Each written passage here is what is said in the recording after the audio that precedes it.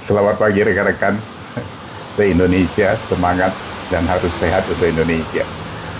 Dalam kesempatan ini saya meminta waktu sebentar dalam kapasitas saya sebagai Ketua Umum Gerakan Berani Nusantara Bisikat Gibran yang dideklarasikan 17 Desember yang lalu di Solo, dan Pak Jokowi adalah penasihatnya. Saya diminta oleh teman-teman, khususnya Bu DJ sebagai pencetus ide ini, untuk meminta saya menjadi ketua umum. Jadi kami rame-rame mengurusi organisasi ini dengan niat membentuk satu organisasi masyarakat yang tidak keleleran di pinggir jalan. Jadi saya tekankan itu kepada rekan-rekan dalam setiap kesempatan saya bicara, jangan organisasi ini diarahkan kepada hal-hal yang negatif. Karena pertama, kita dinasehati dari Pak Jokowi.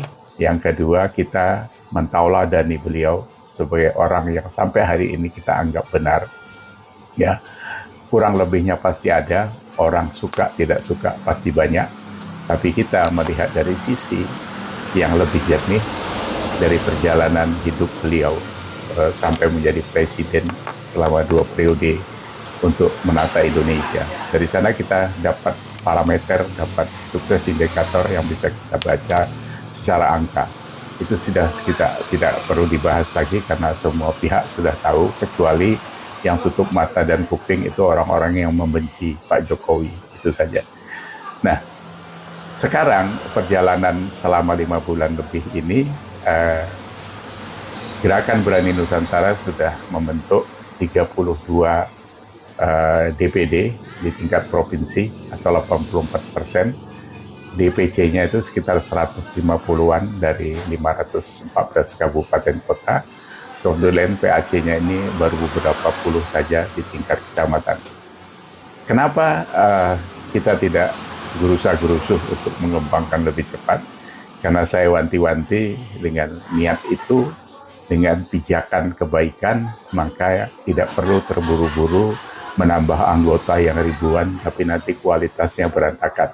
Itu saja pun nanti setiap saat itu harus direview, ya. Baik pengurus DPD, pengurus DPC, itu nanti kita akan mengarah kepada kualitas, tapi tidak dalam waktu dekat, karena itu berjalan sesuai dengan apa ya. Ya, kita mengalir saja begitu. Nah, dari kita mulai sekarang rekrutmen anggota itu sudah harus pakai SKCK, ya, supaya nanti kedepannya tidak sembarang orang keluar masuk di dalam organisasi ini. Sekarang pun sudah ada yang harusnya tidak dilanjutkan karena memang kasus-kasus tertentu itu di mana-mana karena ribuan orang, ya pasti terjadi seperti itu. Nah, hal-hal lain yang terus kita harus tekankan adalah salah satu misi kita itu juga membalancing ketidakbenaran yang ada di ranah masyarakat. Karena sekarang ini sejak zaman Pak Jokowi mulai jadi presiden karena dianggap orang kampung, nggak mampu dan sebagainya. Dari sana mulai timbul yang namanya DFK itu, dari disinformasi, fitnah, dan sejenisnya. Ini yang harus di-counter gitu. Kita tidak perlu teriak-teriak. Kita perlu menghadirkan data dan fakta bahwa apapun yang mereka sampaikan dengan ketidakjelasan itu harus di-counter. Itu misi kita salah satunya. Karena kalau bangsa ini dibawa ke ranah-ranah keributan terus yang tidak mendasar itu, kita nggak bisa maju-maju. Gitu. Nggak bisa.